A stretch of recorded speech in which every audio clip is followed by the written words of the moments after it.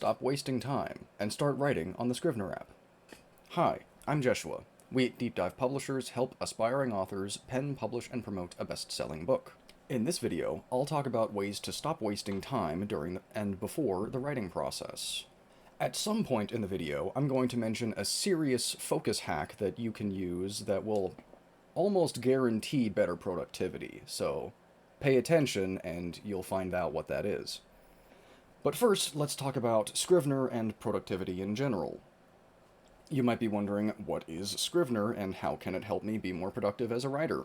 Well, Scrivener is, first and foremost, made by writers for writers. The founder and still leader of the project was an aspiring author who was looking at all of the different text-to-document options, the different editors out there, and none of them really did what he wanted them to do. There were certain bells and whistles with this one, but this other one had different ones, and that was better for this reason and that reason, and he just couldn't decide, so he learned how to program and made Scrivener, and back in 2007, and so it's been running strong ever since.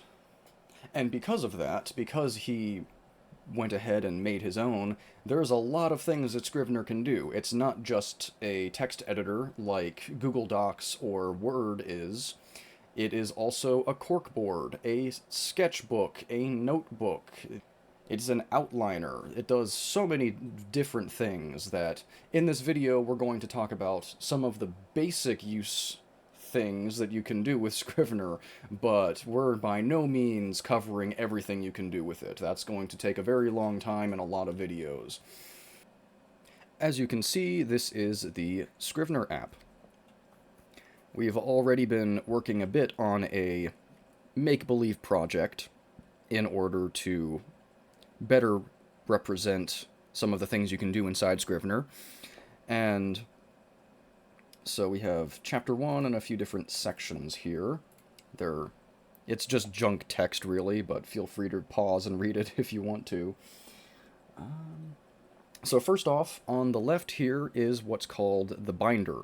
This is where you'll do most of your navigation. You can go from chapter 1 into your different sections. Chapter 2, you can click the different chevrons, which are these little arrow things, and you can expand or contract whichever pieces you need to look at right now. So let's say everything's expanded, but you really don't need it all, so you can just, and then open this up because you need it to reference the endnotes, and then you can do that really easily. In here it is the editor. It's very similar to other editors. If you've used Microsoft Word or Google Docs or anything of that sort, you can change the format, you can bold things, unbold, you can italicize, you can do all the things that you would do. Down here you can see the word count. If you click it, you can actually see the characters and all of these things, the paragraph, the reading time even, which is kind of nice. And yeah, that's about. I'm not going to go into a whole lot of detail for how to do this, because if you know how to use a text editor, you know how to use the Scrivener text editor. But one thing that you cannot do with another text editor is split it. So if you wanted to, you could go over to the right over here and hit toggle split, click it, and then bam, you have on the top, on the bottom, over here, if you alt-click, you can get it to swap to be vertical, and then hold alt, click there. And the cool thing is, the highlighted one is the one that has the blue, and then, so let's say I wanted to have this chapter that's selected right here on the top, but I could go over here, select this, and then go to 1. Oh, because there was something in chapter 1 that I really needed to reference in chapter 3. So I can be down here in the edit, and oh yeah, right down here I can find what I'm looking for here. I don't have to open up a new editor or a new window and sift through it. And again, just like every other text editor, Control F gives you the find function. So if you wanted to specifically find something that you were really needing to get back in chapter 1, or section 1 rather, you can very easily do that. And again, with the hold Alt while you're mousing over the button and then click it, and it will switch back to a vertical.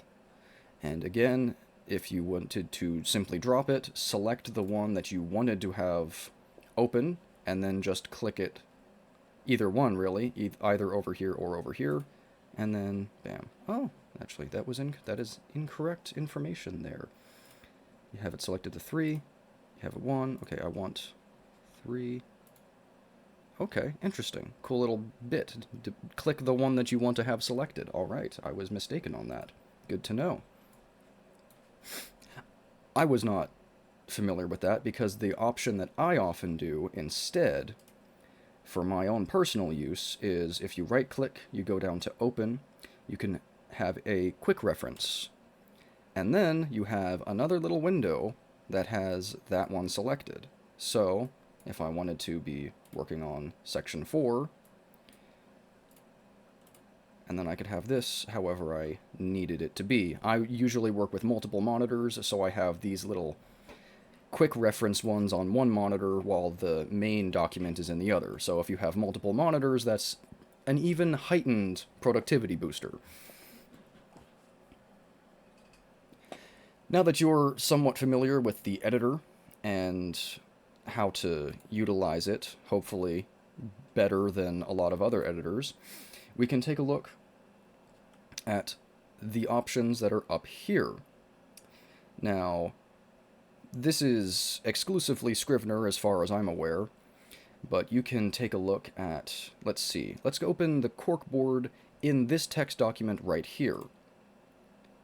There's nothing here, because there are no sub-documents under this document. But if we were in the corkboard and we were to go to chapter 1, we would indeed see all of the sub-documents under that folder.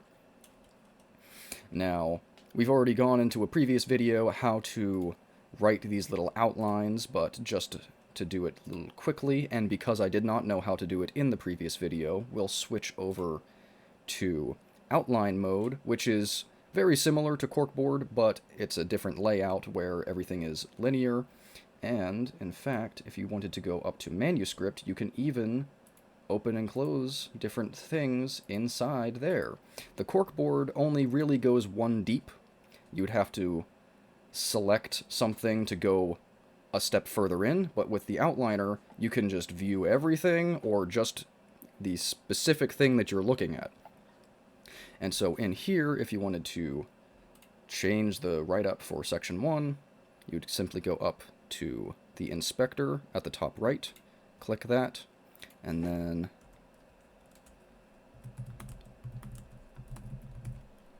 do that right in the synopsis section, and then you can view that here, and then you go over to the corkboard in chapter 1, and there it is. So either way, they're functionally very similar tools, but you can use them in very different ways. And then the other option is the Scrivenings option, which again, if you've just selected a single thing and you're in there, there's not even an option for Scrivenings. But if you go up to a folder, you'll see that it's different. You have an image of 2 pieces of paper rather than 1. You click that, and now you can view the entire project. This is the separator, so this is the end of section 1 into section 2. And you can view all of this in one thing. This is how much text there is. Again, this is the entire reading time, and all of these different little bits and pieces. It can be very useful. The whole point of Scrivener is to make it easier to work on large projects, but every now and then you really do want to take a look at the entire thing, and maybe you're just wanting to see the entire word count. If you wanted to go up to manuscript and do that, you would get everything, including down into section 2, but because there's no text in chapter 2, sections 1 through 3, there's nothing here. Now, at the beginning of the video, I promised to show you a productivity hack that would almost certainly guarantee better productivity. One thing is going to be outside of Scrivener, outside of your computer altogether, and that is going to be a recommendation of using a bit of white noise. Rather than no noise at all, or even music, according to Dr. Andrew Huberman, one of the best ways to facilitate productivity is by having low-level white noise in the room. And I've been doing that recently here, and I definitely prefer working with white noise over music personally. But again, that is a personal thing. Decide based on your own experience if you wish to do that or not. Back in Scrivener, with or without the white noise, you would go up here next to the inspector that we've already worked with to composition mode. Click that, and bam! Everything is gone except your text document, the section that you're working on specifically. You can go down here, you can manipulate paper width depending on what you would want to do. You can do the position of the paper along the screen. You can make the scaling bigger or smaller depending on what you want. That's true with the normal editor. And you can sit here and focus. You can scroll, or you can simply use the arrow keys along with inside the text editor. One tip about this, though, if you have no... It didn't do it this time. Normally, if you have a lot of text going down, it will take you all the way to the bottom, and the only way to get blank space like this would be to give yourself a few blank spaces beneath by simply hitting enter, and then you can have it in the center of the screen if that is your preference. That's often what I like to do, and then once I'm done with that, you can simply delete those empty spaces, and when you're done working in this specific section, you can back out to the normal editor. With those tools, you more or less can go ahead and start using Scrivener and be more productive than with most other text editors. Obviously, there's quite a bit more going on with Scrivener, but that information by itself should be enough to get you up and running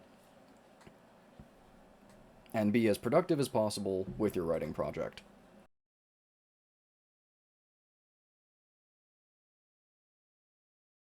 If you liked the video, go ahead and leave a like. If you have any questions, leave a comment. If you want to see more content from our channel, go ahead and hit the subscribe button.